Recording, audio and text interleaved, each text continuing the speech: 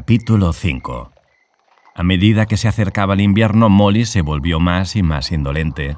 Llegaba tarde al trabajo por las mañanas con el pretexto de que se había quedado dormida, quejándose de dolencias misteriosas, aun cuando su apetito era excelente.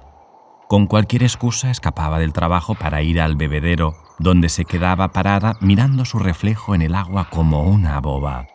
Pero también habían rumores de algo más serio. Un día que Molly entraba alegremente en el patio, moviendo su larga cola y mascando un tallo de heno, Clover la llamó a un lado. «Molly», le dijo, «tengo algo muy serio que decirte. Esta mañana te vi mirando por encima del seto que separa a Granja Animal de Foxwood. Uno de los hombres del señor Pilkington estaba situado al otro lado del seto, y yo estaba a cierta distancia, pero estoy casi segura de haberte visto. Él te estaba hablando y tú le permitías que te acariciara. ¿Qué significa eso, Molly?» «Él no hizo nada. Yo no estaba. No es verdad», gritó Molly haciendo cabriolas y pateando el suelo. «Molly, mírame a la cara. ¿Puedes darme tu palabra de honor de que ese hombre no te estaba acariciando el hocico?» «No es verdad», repitió Molly.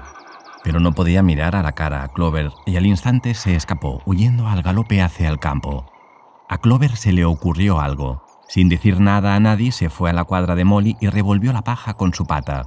Escondida bajo la paja había un montoncito de terrones de azúcar y varias tiras de cintas de distintos colores. 3 días después, Molly desapareció. Durante varias semanas no se supo nada respecto a su paradero. Luego las palomas informaron que la habían visto al otro lado de Willingdon. Estaba atalajada entre las varas de un coche elegante pintado de rojo y negro que se encontraba detenido ante una taberna. Un hombre gordo, de cara colorada, con breches a cuadros y polainas, que parecía un tabernero, la estaba acariciando el hocico y dándole de comer azúcar. El pelaje de Molly estaba recién cortado y llevaba una cinta escarlata en las crines. Daba la impresión de que estaba a gusto, dijeron las palomas. Ninguno de los animales volvió a mencionar a Molly. En enero hizo muy mal tiempo. La tierra parecía de hierro y no se podía hacer nada en el campo. Se realizaron muchas reuniones en el granero principal. Los cerdos se ocuparon en formular planes para la temporada siguiente. Se llegó a aceptar que los cerdos, que eran manifiestamente más inteligentes que los demás animales, resolverían todas las cuestiones referentes al manejo de la granja, aunque sus decisiones debían ser ratificadas por mayoría de votos. Este arreglo hubiera resultado bastante bien a no ser por las discusiones entre Snowball y Napoleón. Los dos estaban en desacuerdo en todos los puntos donde era posible que hubiera discrepancia. Si uno de ellos sugería sembrar un mayor número de hectáreas con cebada, con toda seguridad que el otro iba a exigir superior número de superficie con avena. Y si uno afirmaba que tal o cual terreno estaba en buenas condiciones para el repollo, el otro decía que lo más adecuado era sembrar nabos. Cada cual tenía sus partidarios y por ello en cada reunión se registraban debates violentos. En muchas ocasiones Snowball, con sus brillantes discursos, llegaba a convencer a la mayoría, pero Napoleón le ganaba cuando se trataba de obtener apoyo al margen de las sesiones. Hecho curioso fue el sucedido con las ovejas, quienes adquirieron la costumbre de balar 4 patas sí, 2 pies no, en cualquier momento, interrumpiendo con ello la reunión. Y se notó que esto ocurría precisamente en momentos decisivos de los discursos de Snowball. Este había hecho un estudio profundo de algunos números atrasados de la revista Granjero y Ganadero encontrados en la casa, y estaba lleno de planes para realizar innovaciones y mejoras. Hablaba como un erudito, de zanjas de desagüe, ensilados y abonos básicos, y había elaborado un complicado sistema para que todos los animales dejaran caer su estiércol directamente sobre los campos, y cada día en un lugar distinto, con objeto de ahorrar el trabajo de transportarlo. Napoleón no presentó ningún plan propio, pero decía tranquilamente que los de Snowball se quedarían en nada, y su actitud era la del que parece esperar algo. Pero de todas sus controversias, ninguna fue tan enconada como la que tuvo lugar respecto al molino de viento. En la larga pradera, cerca de los edificios, había una pequeña loma que era el punto más alto de la granja. Después de estudiar el terreno, Snowball declaró que aquel era el lugar indicado para un molino de viento, con el cual se podía hacer funcionar una dinamo, y suministrar fuerza motriz para la granja. Esta daría luz para las cuadras de los animales y las calentaría en invierno, y también haría funcionar una sierra circular, una desgranadora, una cortadora, una ordeñadora eléctrica, etc. Los animales nunca habían oído hablar de esas cosas, porque la granja era anticuada y contaba con la maquinaria más primitiva, y escuchaban asombrados a Snowball, mientras éste les describía cuadros de maquinarias fantásticas que trabajarían por ellos, mientras pastaban tranquilamente en los campos o perfeccionaban sus mentes mediante la lectura y la conversación. En pocas semanas los planos de Snowball para el molino de viento estaban completados. Los detalles técnicos provenían principalmente de 3 libros que habían pertenecido al señor Jones. 1000 cosas útiles que realizar en la casa, Cada hombre puede ser su albañil y Electricidad para principiantes. Como estudio utilizó Snowball un cobertizo que en un tiempo se había usado para incubadoras y tenía un suelo liso de madera, apropiado para dibujar. Se encerraba en él durante horas enteras, mantenía sus libros abiertos gracias a una piedra y empuñando un pedazo de tiza se movía rápidamente de un lado a otro, dibujando línea tras línea y profiriendo pequeños chillidos de entusiasmo. Gradualmente sus planos se transformaron en una masa complicada de manivelas y engranajes que cubrían más de la mitad del suelo y que los demás animales encontraron completamente indescifrable, pero muy impresionante. Todos iban a mirar los planos de Snowball por lo menos una vez al día. Hasta las gallinas y los patos lo hicieron y tuvieron sumo cuidado de no pisar los trazos hechos con tiza. Únicamente Napoleón se mantenía a distancia. Él se había declarado en contra del molino de viento desde el principio. Un día, sin embargo, llegó en forma inesperada con el propósito de examinar los planos. Caminó pesadamente por allí, observó con cuidado cada detalle y hasta olfateó en 1 o 2 oportunidades. Después se paró un rato, mientras los contemplaba de reojo. Luego, repentinamente, levantó la pata, hizo aguas menores sobre los planos y se alejó sin decir palabra. Toda la granja estaba muy dividida en el asunto del molino de viento. Snowball no negaba que la construcción significaría un trabajo difícil. Tendrían que extraer piedras de la cantera y con ellas levantar paredes, luego construir las aspas, y después de todo eso necesitarían dinamos y cables. De qué modo se obtendrían esas cosas, Snowball no lo decía, pero sostenía que todo podría hacerse en 1 año. Y en adelante declaró, se ahorraría tanto trabajo que los animales solo tendrían 3 días laborables por semana. Napoleón, por el contrario, sostenía que la gran necesidad del momento era aumentar la producción de comestibles y que si perdían el tiempo en el molino de viento se morirían todos de hambre. Los animales se agruparon en 2 facciones bajo los lemas «Vote por Snowball y la semana de 3 días» y «Vote por Napoleón y el pesebre lleno». Benjamín era el único animal que no se alistó en ninguno de los 2 bandos. Se negó a creer que habría más abundancia de comida o que el molino de viento ahorraría trabajo. «Con molino o sin molino», dijo, «la vida seguirá como siempre ha sido, es decir, un desastre». Aparte de las discusiones referentes al molino, estaba la cuestión de la defensa de la granja. Se comprendía perfectamente que aunque los seres humanos habían sido derrotados en la batalla del establo de las vacas, podrían hacer otra tentativa, más resuelta que la anterior, para recuperar la granja y restaurar al señor Jones. Tenían aún mayores motivos para hacerlo, pues la noticia de la derrota se difundió por los alrededores y había vuelto a los animales más revoltosos que nunca. Como de costumbre, Snowball y Napoleón estaban en desacuerdo. Según Napoleón, lo que debían hacer los animales era procurar la obtención de armas de fuego y adiestrarse en su manejo. Snowball opinaba que debían mandar cada vez más palomas y fomentar la rebelión entre los animales de las otras granjas. Uno argumentaba que si no podían defenderse, estaban destinados a ser conquistados. El otro arguía que si había rebeliones en todas partes, no tendrían necesidad de defenderse. Los animales escuchaban primeramente a Napoleón, luego a Snowball, y no podían decidir quién tenía razón. A decir verdad, siempre estaban de acuerdo con el que les estaba hablando en el último momento. Al fin llegó el día en que Snowball completó sus planos. En la reunión del domingo siguiente se iba a poner a votación si se comenzaba o no a construir el molino de viento. Cuando los animales estaban reunidos en el granero principal, Snowball se levantó, y aunque de vez en cuando era interrumpido por los balidos de las ovejas, expuso sus razones para defender la construcción del molino. Luego Napoleón se levantó para contestar.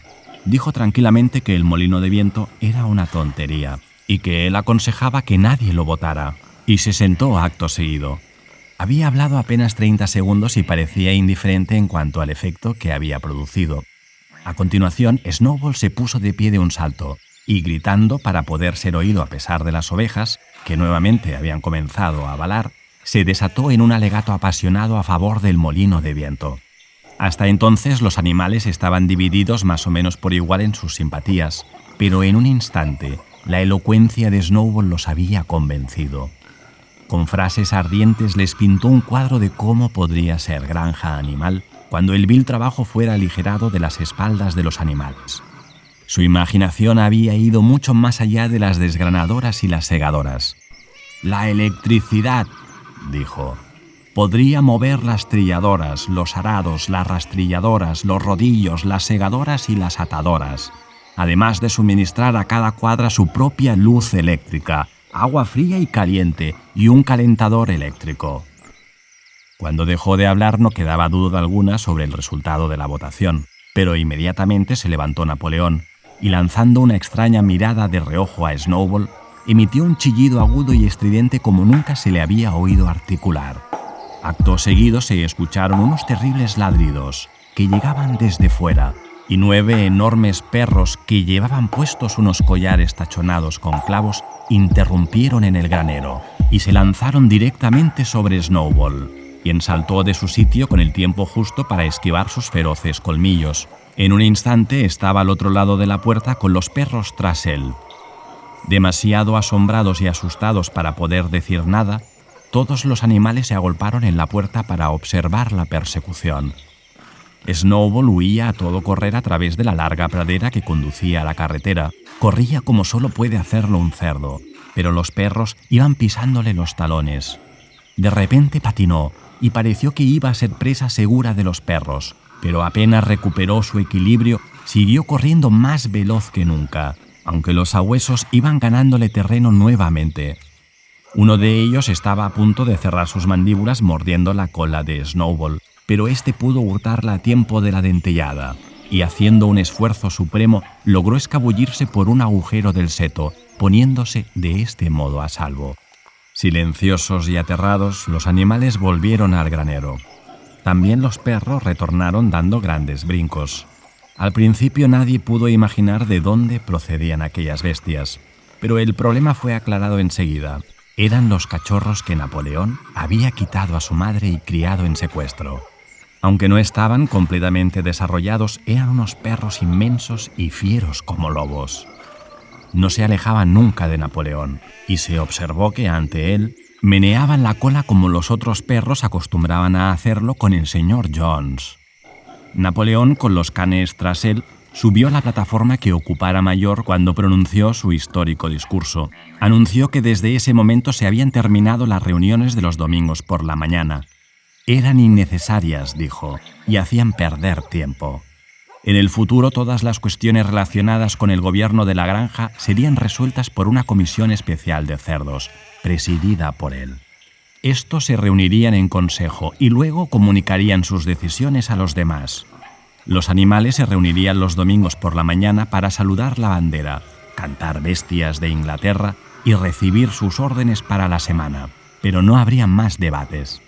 Si la expulsión de Snowball les produjo una gran impresión, este anuncio consternó a los animales. Algunos de ellos habrían protestado si hubieran dispuesto de los argumentos apropiados. Hasta Boxer estaba un poco aturdido. Apuntó sus orejas hacia atrás, agitó su melena varias veces y trató con esfuerzo de ordenar sus pensamientos, pero al final no se le ocurrió nada que decir. Algunos cerdos, sin embargo, fueron más expresivos. 4 jóvenes puercos de la primera fila emitieron agudos gritos de desaprobación, y todos ellos se pusieron en pie bruscamente y comenzaron a hablar al mismo tiempo, pero repentinamente los perros que estaban sentados alrededor de Napoleón dejaron oír unos profundos gruñidos amenazadores, y los cerdos se callaron, volviéndose a sentar. Entonces las ovejas interrumpieron con un tremendo balido de 4 patas sí, 2 pies no, que continuó durante casi un cuarto de hora y puso fin a todo intento de discusión. Luego Skiller fue enviado por toda la granja para explicar las nuevas decisiones a los demás. «Camaradas», dijo, «espero que todos los animales presentes se darán cuenta y apreciarán el sacrificio que ha hecho el camarada Napoleón al tomar este trabajo adicional sobre sí mismo. No se crean, camaradas, que ser jefe es un placer. Por el contrario, es una honda y pesada responsabilidad. Nadie cree más firmemente que el camarada Napoleón el principio de que todos los animales son iguales. Estaría muy contento de dejarles tomar sus propias determinaciones. Pero algunas veces podrían ustedes adoptar decisiones equivocadas, camaradas. ¿Y dónde estaríamos entonces nosotros? Supónganse que ustedes se hubieran decidido seguir a Snowball, con sus disparatados molinos. Snowball, que como sabemos ahora, no era más que un criminal. Él peleó valientemente en la batalla del establo de las vacas, dijo alguien. La valentía no es suficiente, afirmó Skiller. La lealtad y la obediencia son más importantes. Y en cuanto a la batalla del establo de las vacas, yo creo que llegará un día en el que demostraremos que el papel desempeñado por Snowball ha sido muy exagerado. Disciplina, camaradas, disciplina férrea. Esa es la consigna para hoy. Un paso en falso y nuestros enemigos caerían sobre nosotros. Seguramente, camaradas, que ustedes no desean el retorno de Jones, ¿verdad? Nuevamente este argumento resultó irrebatible. Claro está que los animales no querían que volviera Jones. Si la realización de los debates los domingos por la mañana podía implicar su regreso, entonces debían suprimirse los debates. Boxer, que había tenido tiempo a coordinar sus ideas, expresó la opinión general diciendo: «Si el camarada Napoleón lo dice, debe de estar en lo cierto». Y desde ese momento adoptó la consigna: «Napoleón siempre tiene razón», además de su lema particular: «Trabajaré más fuerte». Para entonces el tiempo había cambiado y comenzó la roturación de primavera. El cobertizo donde Snowball dibujara los planos del molino de viento fue clausurado, y se suponía que los planos habían sido borrados del suelo. Todos los domingos a las 10 de la mañana los animales se reunían en el granero principal, a fin de recibir sus órdenes para la semana. El cráneo del viejo mayor, ya sin rastros de carne, había sido desenterrado de la huerta y colocado sobre un poste al pie del mástil, junto a la escopeta. Después de izar la bandera, los animales debían desfilar en forma reverente ante el cráneo antes de entrar en el granero. Ya no se sentaban todos juntos como solían hacerlo anteriormente. Napoleón, con Skiller y otro cerdo llamado Minimus, que poseía un don extraordinario para componer canciones y poemas, se sentaban sobre la plataforma, con los 9 perros formando un semicírculo alrededor, y los otros cerdos se situaban tras ellos. Los demás animales se colocaban enfrente, en el cuerpo principal del granero. Napoleón les leía las órdenes para la semana en un áspero estilo militar, y después de cantar una sola vez Bestias de Inglaterra, todos los animales se dispersaban. El tercer domingo, después de la expulsión de Snowball, los animales se sorprendieron un poco al oír a Napoleón anunciar que, después de todo, el molino de viento sería construido. No dio ninguna explicación por aquel cambio de parecer, pero simplemente advirtió a los animales que esta tarea extraordinaria significaría un trabajo muy duro. Tal vez sería necesario reducir sus raciones. Los planos, sin embargo, habían sido preparados hasta el menor detalle. Una comisión especial de cerdos estuvo trabajando sobre los mismos durante las últimas 3 semanas. La construcción del molino, junto con otras mejoras planeadas, precisaría de 2 años de trabajo. Esa misma noche, Skiller les explicó privadamente a los otros animales que en realidad Napoleón nunca había estado en contra del molino. Por el contrario, fue él quien abogó por su construcción, y el plano que dibujara Snowball sobre el suelo del cobertizo de las incubadoras en verdad fue robado de los papeles de Napoleón. El molino de viento era realmente una creación del propio Napoleón. ¿Por qué entonces, preguntó alguien, se manifestó él tan firmemente contra el molino? Aquí Skiller puso cara astuta. Eso, dijo, fue sagacidad del camarada Napoleón. Él había aparentado oponerse al molino, pero simplemente como una maniobra para deshacerse de Snowball. que era un sujeto peligroso y de nociva influencia. Ahora que Snowball había sido eliminado, el plan podía llevarse adelante sin su interferencia. Esto, dijo Skiller, es lo que se llama táctica. Repitió varias veces, táctica, camaradas, táctica, saltando y moviendo la cola con una risita alegre. Los animales no tenían certeza acerca del significado de la palabra, pero Skiller habló tan persuasivamente y 3 de los perros, que casualmente se hallaban allí, gruñeron en forma tan amenazante que aceptaron su explicación sin hacer más preguntas.